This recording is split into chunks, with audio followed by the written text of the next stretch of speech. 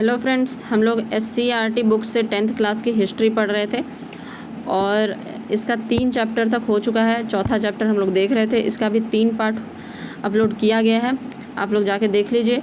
और हम लोग भारत में राष्ट्रवाद, चौथा चैप्टर कौन सा है? भारत में राष्ट्रवाद। तो इसका बहुत सारा चीज़ यानी कि राष्ट्रवाद का उदय के कारण ये सब देख चुके थे। आगे हम लोग देखते हैं। कल हम लोग रॉलेट एक्ट, जलियांवाला बाग हत्याकांड, खिलाफत आंदोलन, असहयोग आंदोलन, ये सब हम लोग देख चुके थे। ठीक है, आज हम लोग देखने वाले थे सविनय अवज्ञा आंदोलन। तो जो नहीं पिछला पार्ट देखे हैं वो तीनों पार्ट देख के आइए, उसके बाद सविनय अवज्ञा आंदोलन देख सकते हैं। ब्रिटिश औपनिवेशिक सत्ता के खिलाफ गांधी जी के नेतृत्व में 1930 ईस्वी में छेड़ा गया सविनय अवज्ञा आंदोलन दूसरा ऐसा जन आंदोलन था जिसका सामाजिक आधार काफ़ी विस्तृत था। तो हम लोग देखे थे कि असहयोग आंदोलन जब हुआ था उसी समय धमकी दे दिया गया था सरकार को कि हम लोग सविनय अवज्ञा आंदोलन शुरू करेंगे। ठीक है, लेकिन उस समय चौरी चौरा कांड हो गया और सविनय अवज्ञा आंदोलन शुरू नहीं हो पाया। गांधी जी को लगा कि अभी सब लोग सविनय अवज्ञा आंदोलन के लिए तैयार नहीं है, इसलिए कुछ समय लिया गया, थोड़ा दिन तक समय लिया गया। मतलब असहयोग आंदोलन को रोककर गांधी जी ने कुछ रचनात्मक कार्य किए कुछ दिन तक। उसके बाद 1930 में फिर से वह वापस आंदोलन में आए और सविनय अवज्ञा आंदोलन शुरू किया। सविनय अवज्ञा आंदोलन गांधी जी के नेतृत्व में 1930 में छेड़ा गया। ठीक है, असहयोग आंदोलन की समाप्ति के पश्चात भारतीय राष्ट्रीय आंदोलन में एक शून्यता की स्थिति पैदा हो गई थी। तो जब आप देखे होंगे कि असहयोग आंदोलन कब खत्म हुआ, 1922 में खत्म हो गया। 1922 में ख़त्म हुआ और 1922 के बाद गांधी जी को जेल में भी डाल दिया गया था 6 साल के लिए, लेकिन 6 साल के लिए वो रहे नहीं थे। 1924 में फिर उनको स्वास्थ्य कारणों की वजह से निकाल दिया गया था, जेल से रिहा कर दिया गया था। तो कुछ दिन तक शांति रहा, 24 से लेके 30 तक लगभग शांति रहा।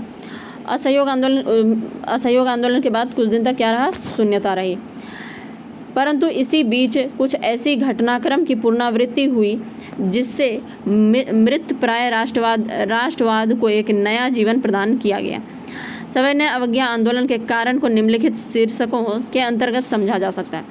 तो कुछ दिन तक तो शांति था, लेकिन कुछ ऐसी चीज़ें हुई कि लोगों को फिर से जो राष्ट्रवाद था सबके मन में फिर से आने कि शुरू हो गया। जैसे पहला कारण क्या था? साइमन कमीशन 1919 के एक्ट को पारित करते समय ब्रिटिश सरकार ने यह घोषणा की थी कि 10 वर्षों के पश्चात पुनः इन सुधारों की समीक्षा होगी। तो आपको पता है कि हर कुछ साल में कोई एक्ट पारित होता था। जैसे 1909 का एक्ट होगा, 1919 का एक्ट होगा। ठीक है, तो ये आप लोग जब संविधान पढ़ रहे होंगे तो उसमें फर्स्ट चैप्टर में ही दिया रहता है ये सब चीज़, तो वो हम लोग कभी फिर देखेंगे। तो 1919 का जब एक्ट पारित किया गया था तो उसी समय यह घोषणा कर दिया गया था कि हर एक 10 साल बाद इसका समीक्षा किया जाएगा। जो 1919 में एक्ट जो पारित किया गया उसका हर 10 साल में समीक्षा किया जाएगा। समीक्षा मतलब होता है देख रेख करने के लिए, देखेंगे कि सही है गलत है क्या हो रहा है, देखने के लिए मतलब कि एक कमेटी बैठाया जाएगा, वो देखेगी कि सब काम ठीक तरीके से हो रहा है या नहीं हो रहा है। परंतु समय से पूर्व ही नवंबर 1927 में ब्रिटिश सरकार ने इंडियन स्टैट्यूटरी कमीशन का गठन किया, जिसने आमतौर पर साइमन कमीशन कहा जाता है। तो 1919 में एक्ट पारित हुआ था, तो 1929 में कि यह कमेटी बनना चाहिए था, लेकिन 1927 में ब्रिटिश सरकार ने इंडियन स्टैट्यूटरी कमीशन का गठन कर दिया, जिसको साइमन कमीशन भी कहा जाता है। यह आयोग 7 सदस्यों का था। इसमें कितने सदस्य थे? 7 सदस्य थे, जिनके सभी सदस्य अंग्रेज थे। तो सारे के सारे सदस्य कौन थे? अंग्रेज थे। तो अब भारतीयों का कहना था कि तुम भारत के लोगों की समीक्षा करने के लिए आ रहे हो, भारत में समीक्षा करने के लिए आ रहे हो और भारतीय हैं ही नहीं, तो तुमको क्या पता कि अंग्रेज कि तुम ब्रिटेन में हो, यहाँ पर क्या पता कि क्या हो रहा है क्या नहीं हो रहा है, या एक्ट सही से 1919 का एक्ट सही से काम कर भी रहा है या नहीं कर रहा है, तुमको कैसे पता चलेगा? तो लोगों का यह विरोध था, भारतीय लोगों का। अब इसमें कौन कौन लोग थे यह तो शायद नहीं दिया गया है, लेकिन इसका जो अध्यक्ष था सर जॉन साइमन, इसी के नाम पे साइमन कमीशन नाम पड़ा था, को अध्यक्ष बनाया गया था। इस कमीशन का उद्देश्य संवैधानिक सुधारों के प्रश्न पर विचार करना था। धीरे धीरे संवैधानिक सुधार करने का कोशिश किया जा रहा था और उसी में अगर कुछ गलती हो, कुछ गड़बड़ हो तो उसका सुधार करने पर विचार करना था इस कमेटी को। परंतु भारत में साइमन कमीशन के विरुद्ध त्वरित तथा तीव्र प्रक्रिया हुई। विरोध का मुख्य कारण कमीशन में एक भी भारतीय को नहीं रखा जाना तथा भारतीयों के स्वशासन के संबंध में निर्णय विदेशियों के द्वारा किया जाना। मतलब आप भारतीयों के संबंध में कुछ निर्णय ले रहे हैं और भारतीय लोग उसमें हैं ही नहीं, तो यही विरोध का मेन कारण था।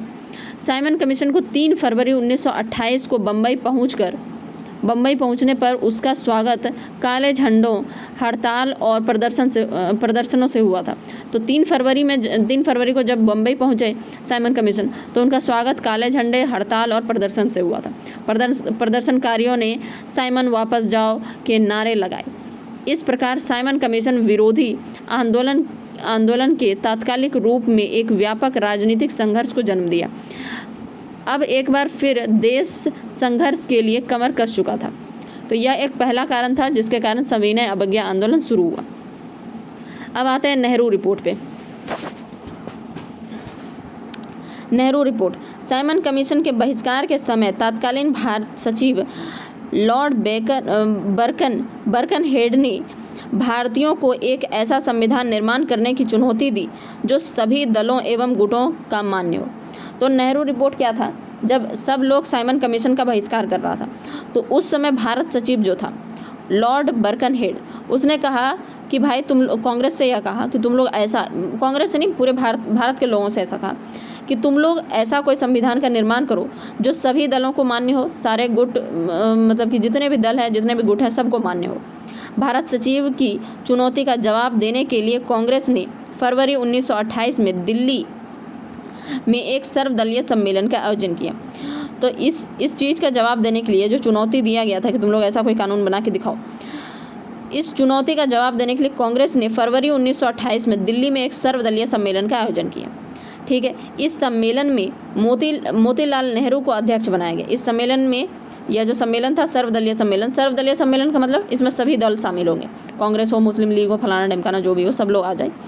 ठीक है, मोतीलाल नेहरू को इसका अध्यक्ष बनाया गया। इस समिति ने ब्रिटिश सरकार से डोमिनियन स्टेटस की दर्जा देने की मांग की, जिससे कांग्रेस का एक वर्ग असहमत था।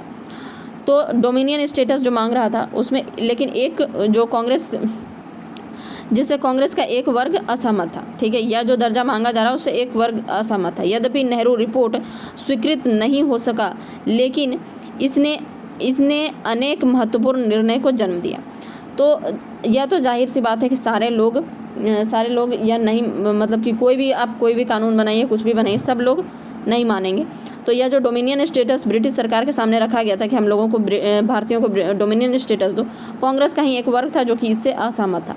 तो नेहरू रिपोर्ट स्वीकार तो नहीं हुआ, लेकिन इससे एक बहुत सारा महत्वपूर्ण निर्णय जन्म लिया, यानी बहुत सारा अलग अलग विचार लोगों के सामने आया, बहुत कुछ, मतलब इससे कुछ ना कुछ तो फ़ायदा हुआ।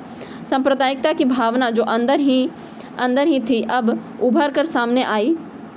मुस्लिम लीग और हिंदू महासभा दोनों ने इसे फैलाने में सहयोग, अतः गांधी जी ने इससे निपटने के लिए सविनय अवज्ञा का कार्यक्रम प्रस्तुत किया।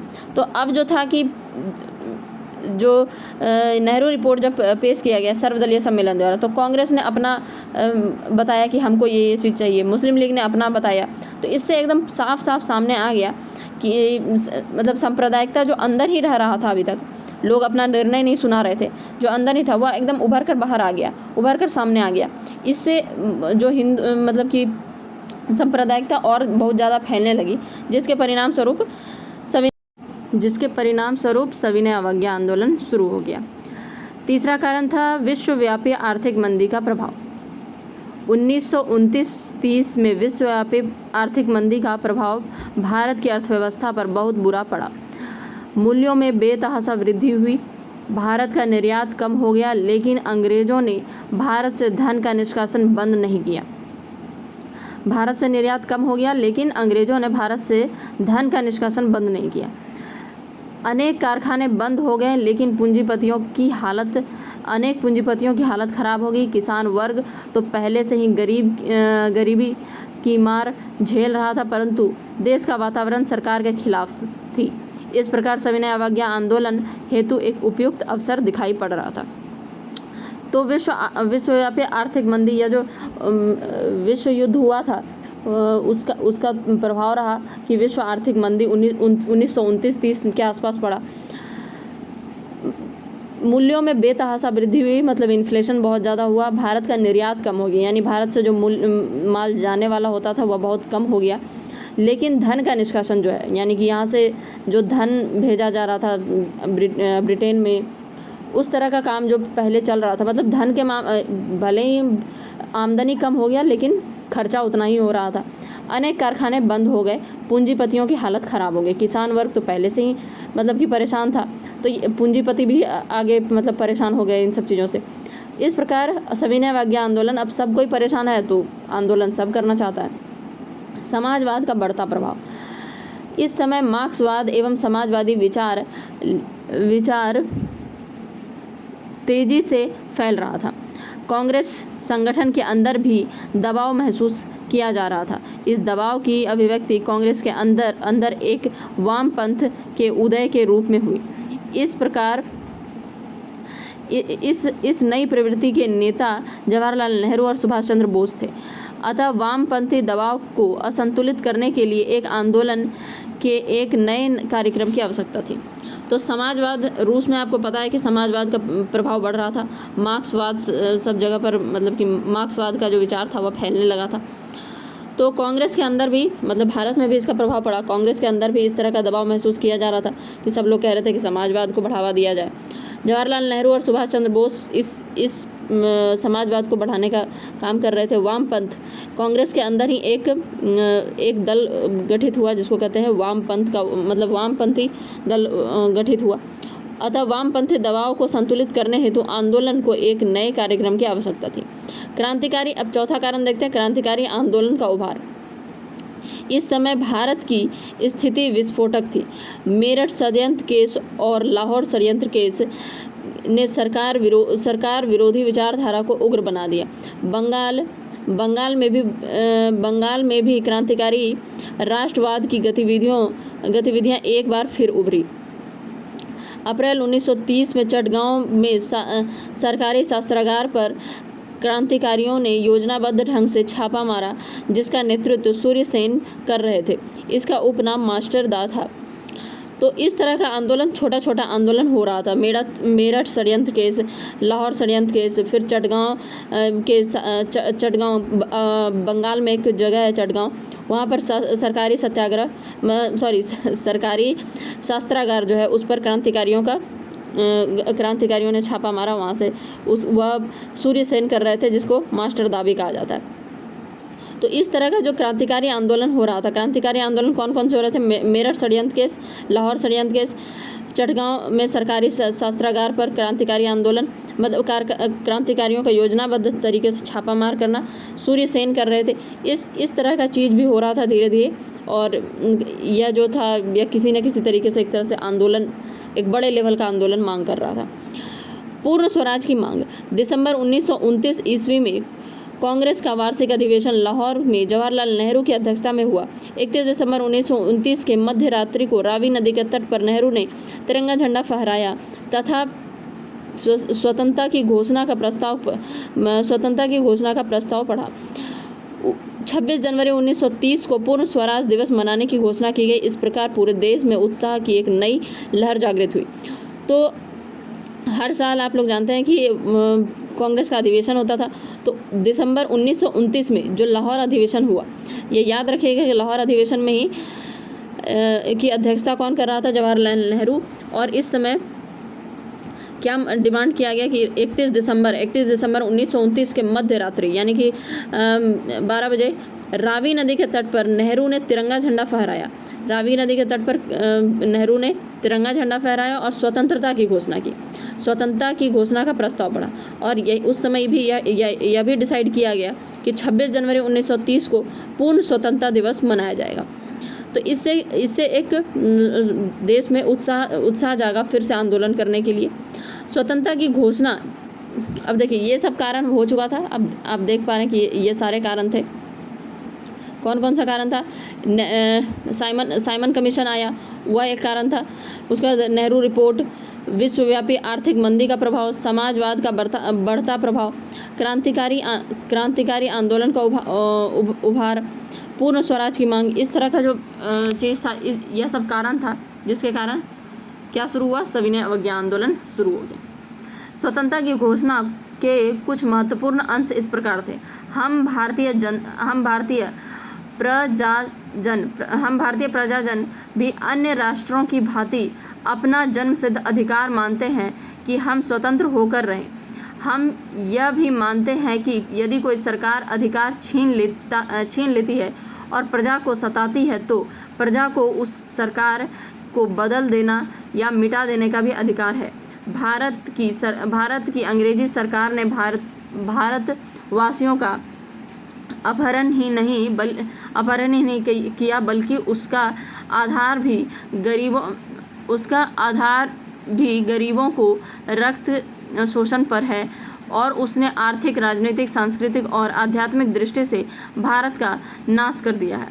अतः हमारा विश्वास है कि भारत को अंग्रेजों से संबंध विच्छेद कर लेना चाहिए। जिस शासन ने हमारे देश का इस प्रकार सर्वनाश किया है उसके अधीन हमारी राय में मनुष्य और भगवान दोनों के प्रति अपराध है। किंतु हम यह भी मानते हैं कि हमें हिंसा के द्वारा स्वतंत्रता नहीं मिलेगी, इसलिए हम ब्रिटिश सरकार से यथासंभव स्वेच्छापूर्ण किसी भी प्रकार का सहयोग न करने की तैयारी करेंगे और सविनय अवज्ञा एवं करबंदी तक के साथ सजाएंगे। तो यह था, मतलब जब यह आंदोलन शुरू किया जा रहा था, सविनय अवज्ञा आंदोलन, तो इस समय यह पढ़ा जा रहा था, मतलब यह घोषणा किया गया था। गांधी का समझौतावादी रुख। आंदोलन प्रारंभ करने से पूर्व गांधी ने वायसराय इरविन के समक्ष अपनी 11 सूत्री मांग को रखा और सरकार द्वारा इसे पूरा किया जाने की स्थिति में प्रस्तावित आंदोलन को स्थगित करने की बात की। तो गांधी जी ने डायरेक्ट आंदोलन शुरू नहीं किया, पहले जो उस समय वायसराय इरविन थे उनके सामने 11 सूत्री मांग रखी, यानी कि 11 मांग रखा और कहा कि अगर आप ये मांग मान लेते हैं तो हम यह आंदोलन स्थगित कर देंगे। परंतु इरविन ने मांग को मानना तो अलग, गांधी से मिलने से भी इनकार कर दिया। इस बीच सरकार का दमन चक्र भी तेजी से चल रहा था। अतः बाध्य होकर गांधी ने अपना आंदोलन दांडी मार्च से आरंभ करने का निश्चय किया। तो अब गांधी जी से वो मिलना भी नहीं चाह रहा था, वह तो मांग क्या मानेगा, वो तो मिलना भी नहीं चाह रहा था और सरकार का दमन चक्र भी बहुत तेज़ी से चल रहा था, यानी कि कोई भी क्रांति नहीं होगा, इस तरह का दमन चक्र। दांडी यात्रा 12 मार्च से 6 अप्रैल 1930 ईस्वी। तो 12 मार्च से शुरू किया गया था दांडी यात्रा, ठीक है, और 6 अप्रैल को पहुंच गए थे। देखते हैं, गांधी ने अवज्ञा आंदोलन की शुरुआत दांडी यात्रा से की।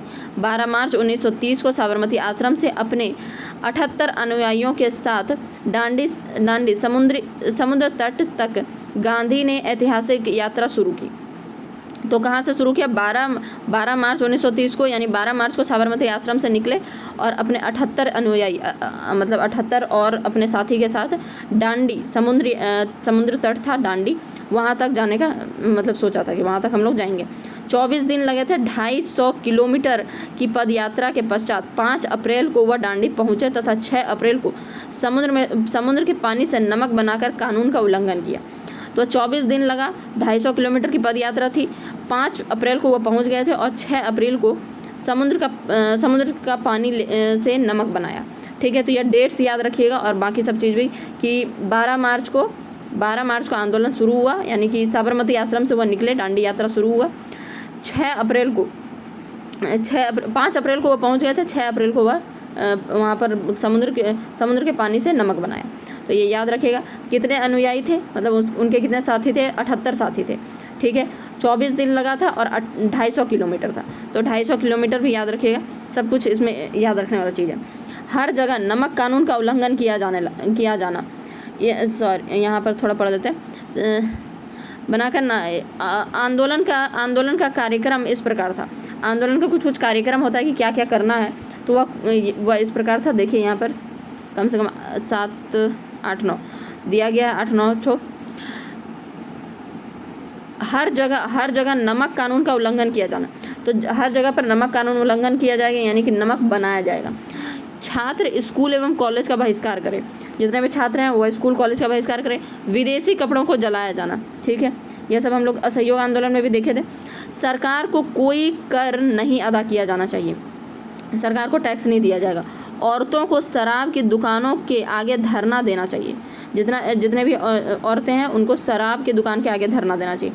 वकील अदालत छोड़े तथा सरकारी कर्मचारी पद त्याग करे, जितने भी सरकारी कर्मचारी हैं पद त्याग करे, वकील जो है अदालत छोड़ दे। हर घर में लोग चरखा काते और सूत बनाएं, ठीक है। इन सभी कार्यक्रमों में सत्य एवं अहिंसा को सर्वोपरि रखा जाए, तभी हम पूर्ण स्वराज प्राप्ति हो सकती है। यानी कि यह सब काम कीजिए, लेकिन सत्य और अहिंसा के बल पे, कोई भी हिंसा नहीं होनी चाहिए, तभी हम लोग स्वराज प्राप्त कर सकेंगे। क्योंकि अगर आप हिंसा करेंगे तो उनके पास ज़्यादा बड़ा इक्विपमेंट, मतलब कि उनके पास ज़्यादा बड़ा मशीन है, ज़्यादा बड़ा आपसे मतलब वो ज़्यादा ताकतवर हैं, आपको कुचल देंगे। इसलिए सत्य और अहिंसा के बल पर हम लोग स्वराज की प्राप्ति करेंगे। नमक सत्याग्रह का प्रसार, हाँ, नमक सत्याग्रह का प्रसार देखते हैं। एक बार जब गांधी जी ने डांडी में नमक कानून तोड़ा, इसकी रस्म पूरी कर दी, तो नमक कानून तोड़ने का सत्याग्रह पूरे देश में प्रारंभ हो गया। मतलब हर जगह पर नमक कानून तोड़ा गया। उसके बाद तमिलनाडु में तंजौर के समुद्री तट पर सी राजगोपालाचारी ने रिचनापल्ली के देवारण्य तक की नमक यात्रा की। तो तमिलनाडु के तंजौर के समुद्री तट पर किसने, सी राजगोपालाचारी ने रिचनापल्ली से वेदारण्य तक, मतलब रिचनापल्ली से लेकर वेदारण्य तक की यात्रा की। जैसे वहाँ पर साबरमती से लेकर दांडी तक, तो इसने रिचनापल्ली से लेकर वेदारण्य तक यात्रा की सी राजगोपालाचारी ने, और तमिलनाडु के तंजौर के समुद्री तट पर नमक कानून तोड़ा। मालाबार में के केलप्पन ने कालीकट से पोथानूर की नमक यात्रा की। तो मालाबार में के केलप्पन ने कालीकट से लेकर पोथानूर। अब ये पूरा याद रखना पड़ेगा कि कौन कौन कहाँ किया था, यह सीधा क्वेश्चन बन सकता है। पेशावर में खान अब्दुल गफ्फार खान के सामाजिक एवं राजनीतिक सुधारों ने पठानों में राजनीतिक चेतना का प्रसार किया। इन्हें बादशाह खान या सीमांत गांधी के नाम से भी जाना जाता है। इन्होंने खुदाई खिदमतगार नामक स्वयंसेवी संगठन की स्थापना की। इसे लाल कुर्ती के नाम से भी जाना जाता है। पेशावर में खान अब्दुल गफ्फार खान, या इसको याद रखें, खान अब्दुल गफ्फार खान को सीमांत गांधी कहा जाता है। खान अब्दुल गफ्फार खान के सामाजिक एवं राजनीतिक सुधारों ने पठानों में राजनीतिक चेतना का प्रसार किया। इन्हें बादशाह खान या सीमांत गांधी के नाम से भी जाना जाता है। इसका एक स्वयंसेवी संगठन था जिसको खुदाई खिदमतगार कहते हैं। इसे लाल कुर्ती के नाम से भी जाना जाता है। तो कुछ चीज़ याद रखिए कि पेशावर का था खान अब्दुल गफ्फार खान, ठीक है। बादशाह खान या सीमांत गांधी के नाम से इन्हें जाना जाता है। खुदाई खिदमतगार नाम का एक स्वयंसेवी संगठन था इनका, जिन्हें लाल कुर्ती के नाम से जाना जाता है। सोलापुर में गांधी जी की गिरफ्तारी के विरोध में प्रारंभ हुए आंदोलन ने भयंकर विद्रोह का रूप धारण कर लिया। यहाँ हड़ताल में हजारों मील मजदूरों ने भाग लिया। सोलापुर में गांधी जी को गिरफ्तारी के विरोध में प्रारंभ हुए आंदोलन ने भयंकर विद्रोह का रूप धारण किया। यहाँ हड़ताल में हजारों मील मजदूरों ने भाग लिया। तो जब गांधी जी का बाद में मतलब कि उनको गिरफ्तार कर लिया गया था, तो उसी के विरोध में सोलापुर में गांधी जी को के गिरफ्तारी के विरोध में भयंकर वहाँ पर विद्रोह छड़ा गया। नमक सत्याग्रह में सबसे तीव्र प्रतिक्रिया धरासना में हुई, ठीक है। यहाँ सरोजनी नायडू, इमाम साहब आदि के नेतृत्व में आंदोलन हुआ, जिसे जिस दौरान व्यापक दमन का सहारा लिया गया। तो इसमें सबसे जो मतलब कि बहुत बड़े लेवल पे कहते हैं ना कि बहुत ज़्यादा ही वहाँ पर आंदोलन का सबसे ज़्यादा तीव्र प्रतिक्रिया देखा गया, वह था नमक सत्याग्रह का सबसे तीव्र प्रतिक्रिया धरासना में हुई थी। यहाँ सरोजनी नायडू, इमाम साहब आदि के नेतृत्व में आंदोलन चल रहा था और यहाँ पर सबसे ज़्यादा दमन का मतलब व्यापक दमन का सहारा लिया गया था इस आंदोलन को कुचलने के लिए। बंगाल में चौकीदारी एवं यूनियन बोर्ड विरोधी आंदोलन चलाया गया। बंगाल में चौकीदारी एवं यूनियन बोर्ड विरोधी आंदोलन चलाया गया। गुजरात के विभिन्न तालुकों में करबंदी आंदोलन प्रारंभ किया गया। कहा गया था कि कर नहीं देना है, तो करबंदी आंदोलन गुजरात में चलाया गया।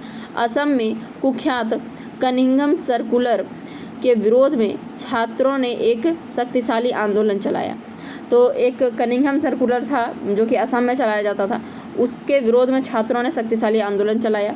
एक कानून था, ठीक है, कनिंघम सर्कुलर। मणिपुर एवं नागालैंड में रानी गेडेनल्यू ने प्रशासनिक नेतृत्व प्रदान किया। तो मणिपुर और नागालैंड में रानी गेडेनल्यू ने प्रशासनिक नेतृत्व प्रदान किया। तो यह देख लिया हम लोग कि कहाँ कहाँ पर क्या क्या चीज़ हो रहा था। एक बार फिर से देख लेते हैं। देखिए, तमिलनाडु के तंजौर के समुद्री तट पर सी राजगोपालाचारी ने रेचनापल्ली से लेकर वेदारण्य तक नमक यात्रा की, ठीक है। मालाबार में के केलप्पन ने कालीकट से लेकर पोथानूर तक नमक यात्रा की। पेशावर में खान अब्दुल गफ़ार खान, जिनको कि बादशाह खान या सीमांत गांधी कहा जाता है, वह खुदाई खिदमतगार नाम का एक स्वयंसेवी संगठन था और इसे लाल कुर्ती के नाम से जाना जाता था। सोलापुर में गांधी जी की गिरफ्तारी के विरोध में एक भयंकर आंदोलन हुआ वहाँ पर। इस हड़ताल में हजारों मील मजदूर ने भाग लिया था। नमक सत्याग्रह का सबसे तीव्र प्रतिक्रिया कहाँ देखा गया? धरासना में देखा गया, ठीक है, जहाँ पर सरोजनी नायडू और इमाम साहब के नेतृत्व में आंदोलन चल रहा था।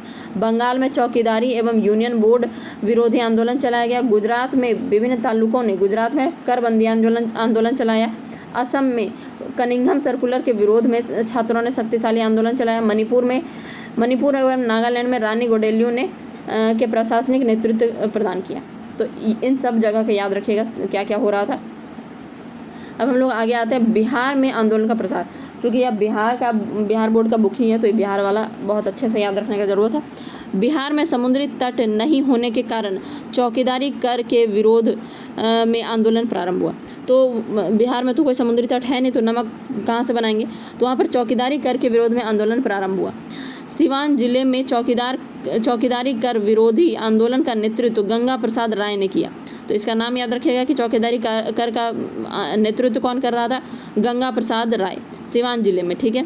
सिवान जिले में चौकीदारी कर का चौकीदारी कर विरोधी आंदोलन का नेतृत्व कौन कर रहा था? गंगा प्रसाद राय। बाद के दिनों में यह आंदोलन भागलपुर, मुंगेर, बाढ़, मोकामा, बढ़िया, बेगूसराय आदि क्षेत्रों में फैल गया। सविनय अवज्ञा आंदोलन के दौरान छपरा जेल के कैदियों ने विदेशी वस्त्र पहनने से इनकार कर दिया। तो छपरा जेल का जो कैदी था, वह लोग विदेशी वस्त्र पहनने से इनकार कर दिया तथा नंगी हड़ताल का आयोजन किया गया। विदेशी वस्त्रों के बहिष्कार में पटना जिला के स्त्रियों ने बढ़ चढ़कर हिस्सा लिया, ठीक है। तो पटना जिला के स्त्रियों ने बढ़ चढ़कर हिस्सा लिए विदेशी वस्त्रों का बहिष्कार करने पे। इसका नेतृत्व श्रीमती हसन इमाम ने की, जिसे विंध्यवासिनी देवी ने आगे बढ़ाया। गया में चंद्रावती देवी ने चौकीदारी कर के विरोध में आंदोलन चलाया। तो बिहार में क्या क्या हुआ, इसको फिर से एक बार देख लेते हैं। यह सब एकदम याद रखने वाला चीज़ है। तो वहाँ पर समुद्री तट नहीं था बिहार में, इसलिए चौकीदारी कर के विरोध में आंदोलन शुरू हुआ। तो सिवान जिले में कौन इसका नेतृत्व कर रहा था चौकीदारी कर विरोधी आंदोलन में? गंगा प्रसाद राय, ठीक है। उसके बाद यह आगे भी और जगहों पर फैलने लगा। गया, भागलपुर, मुंगेर, बाढ़, मोकामा, बढ़िया, बेगूसराय, इन सब क्षेत्रों में फैल गया। उसके बाद सविनय अवज्ञा आंदोलन के दौरान ही छपरा में जो जेल में कैदी रह रहे थे, उन्होंने विदेशी वस्त्र पहनने से इनकार कर दिया और उसके बाद उन्होंने नंगी हड़ताल का आयोजन किया, ठीक है। विदेशी वस्त्रों का बहिष्कार करने के लिए पटना की जो स्त्रियां थी, उन्होंने बढ़ चढ़कर हिस्सा लिया। इसका नेतृत्व श्रीमती हसन इमाम ने की जिसे विंध्यवासिनी देवी ने आगे बढ़ाया। ठीक है, गया में चंद्रावती देवी ने चौकीदारी करके विरोध में आंदोलन चलाया। ठीक है, तो यह हम लोग बिहार का देख लिए। अब हम लोग गांधी इरविन पैक्ट देखते हैं। अब क्या हुआ, गांधी इरविन पैक्ट है क्या। शुरू में ही आप लोग देखे कि हम लोग पढ़े थे इस बारे में कि आंदोलन शुरू करने से पहले गांधी जी इरविन को 11 सूत्री मांग दिए थे। ठीक है, कि हम 11 मांग कर रहे हैं, अगर तुम मेरा पूरा कर दोगे तो हम आंदोलन नहीं चलाएंगे, आंदोलन स्थगित कर देंगे। लेकिन उन्होंने मांग पूरा करना तो छोड़िए, वह मिलना भी पसंद नहीं किया। अब आया Gandhi Irwin pact. Gandhi Irwin pact क्या है कि गांधी जी को अब उनके साथ इरविन को अब उनके साथ पैक्ट करना पड़ा, यानी कि समझौता करना पड़ा। सविनय अवज्ञा आंदोलन की व्यापकता ने अंग्रेजी सरकार को समझौता करने के लिए बाध्य किया। सरकार को गांधी के साथ समझौता वार्ता करनी पड़ी, जिसे गांधी इरविन पैक्ट के नाम से जाना जाता है। तो कहें ना, इतना यह आंदोलन व्यापक हो गया था, बड़ा हो गया था कि अंततः इरविन को समझौता गांधी जी के साथ करना ही पड़ा, जिसे गांधी इरविन पैक्ट के नाम से जाना जाता है। इसे दिल्ली समझौता के नाम से भी जाना जाता है। याद रखिएगा कि इसको दिल्ली समझौता के नाम से जाना जाता है। ठीक है, जो 5 मार्च 1931 को गांधी जी एवं लॉर्ड इरविन के बीच संपन्न हुई। ठीक है, 5 मार्च को यह हुआ था। 5 मार्च 1931 को गांधी जी और इरविन के बीच संपन्न हुआ था। इसके तहत गांधी जी ने आंदोलन को स्थगित कर दिया और वे द्वितीय गोलमेज सम्मेलन में भाग लेने हेतु सहमत हो गए। इरविन ने भी कुछ मांगों को स्वीकार किया। गांधी जी द्वितीय गोलमेज सम्मेलन में भाग लिए, परंतु वहां किसी भी मुद्दे पर सहमति नहीं बन सकी। गांधी जी निराश वापस लौट गए। दूसरी ओर ब्रिटिश सरकार ने दमन का सिलसिला तेज कर दिया। तब गांधी जी ने दोबारा सविनय अवज्ञा आंदोलन को प्रारंभ किया, परंतु इसमें पहले जैसा धारा एवं उत्साह नहीं था। अतः 1934 ईस्वी में आंदोलन पूरी तरह वापस ले लिया गया। तो हुआ क्या, सविनय अवज्ञा आंदोलन चल रहा था, इतना व्यापक हो गया कि इरविन को गांधी जी के साथ पैक्ट करना पड़ा, समझौता करना पड़ा। 5 मार्च 1931 को इरविन गांधी जी के साथ समझौता संपन्न हुआ। ठीक है, और यह समझौता इसलिए करना पड़ा क्योंकि गोलमेज सम्मेलन यानी कि राउंड टेबल कॉन्फ्रेंस ब्रिटेन में चल रहा था। पहला वाला जो था उसमें कांग्रेस गया ही नहीं, कांग्रेस का कोई भी आदमी नहीं गया। द्वितीय गोलमेज सम्मेलन जब हुआ तो वहाँ से ब्रिटेन से इरविन को बोला गया कि भाई बिना कांग्रेस के तो कोई समझौता हो ही नहीं सकता, भारत के विषय में कोई निर्णय लिया ही नहीं जा सकता, इसलिए कांग्रेस को तो आना ही पड़ेगा। तो इसी कारण इरविन को गांधी जी के साथ पैक्ट करना पड़ा था, यानी समझौता करना पड़ा था। तो 5 मार्च 1931 को गांधी जी और इरविन के बीच समझौता संपन्न हुआ और इसको संपन्न करने के बाद गांधी जी ने इस आंदोलन को भी स्थगित कर दिया, यानी सविनय अवज्ञा आंदोलन स्थगित कर दिया और वे द्वितीय गोलमेज सम्मेलन में भाग लेने हेतु चले गए।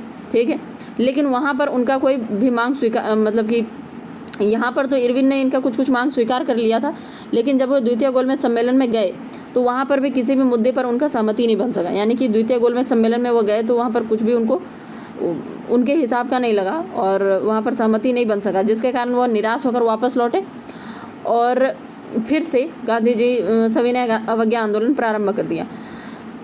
और जब प्रारंभ किया तो लेकिन उसमें पहले जैसा पहले जैसा उत्साह नहीं था, क्योंकि एक बार स्थगित हो चुका था, फिर से शुरू किए, सब शांत हो गया था, तो उतना मज़ा नहीं आ रहा था। ठीक है, अतः 1934 में आंदोलन पूरी तरह वापस ले लिया गया, यानी 32 में शुरू किया गया था, फिर 34 में पूरी तरह वापस ले लिया गया।